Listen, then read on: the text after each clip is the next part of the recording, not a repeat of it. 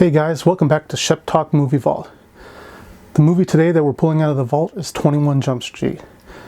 First released March 16th, 2012, directed by Philip Lord and Christopher Miller, starring Jonah Hill, Channing Tatum, Brie Larson, Dave Franco, and Ice Cube. It's, ensemble cast, what can you say? Quick synopsis.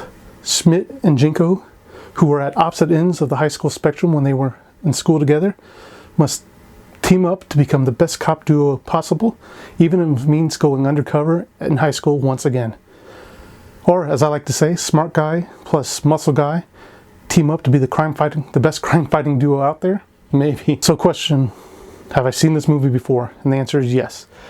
When it was screening, I remember seeing it at least 2-3 times. And then when it came out on DVD, I've seen it once or twice, probably even seen it on television. So that should give a hint of what I think about this movie. One of the first things that stood out to me for this movie was its diversity and acceptance, which even in this day and age is still, we don't see a lot of in Hollywood. But it took that high school structure, high school hierarchy, and kind of stood on its head, where it wasn't about, teasing the outsider kids or, idolizing the jocks or the beautiful people. It was about acceptance.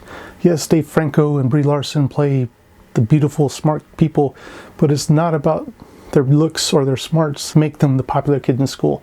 So their acceptance of the differences of people around. Another thing that really jumps out at you, especially at the beginning of this movie, was how self-aware and meta it was, especially at the beginning of this movie. It straight out tells you that the reason this movie got made was that Hollywood has pretty much run out of original ideals.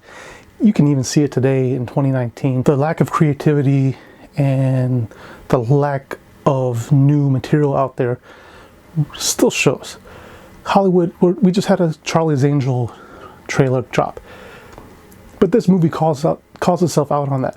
It tells you, hey, look, this is a reboot because reboots seem to be the in thing right now. But the reason you come back to this movie is the chemistry between Channing Tatum and Jonah Hill.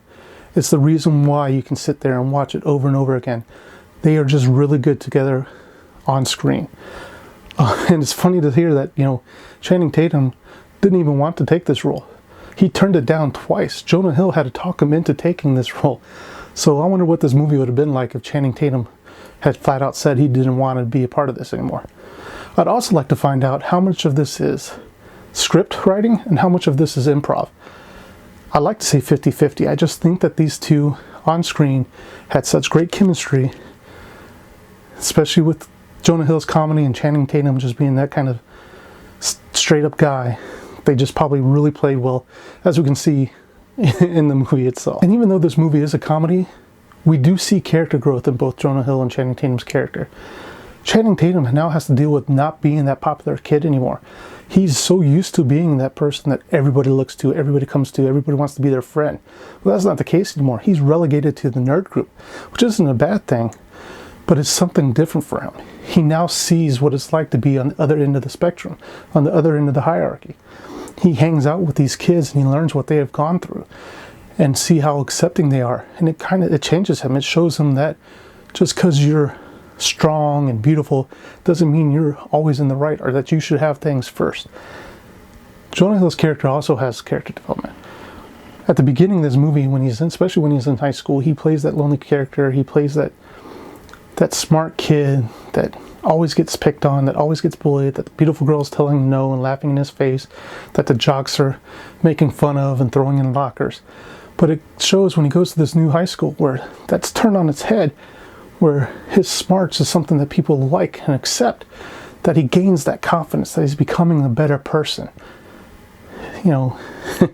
We can all use a little bit of that. Most of the cast from the original 21 Jump Street TV show are in the movie, but there's one that's really great. And I know it's a little a little hot topic now, but Johnny Depp's cameo in this is really funny.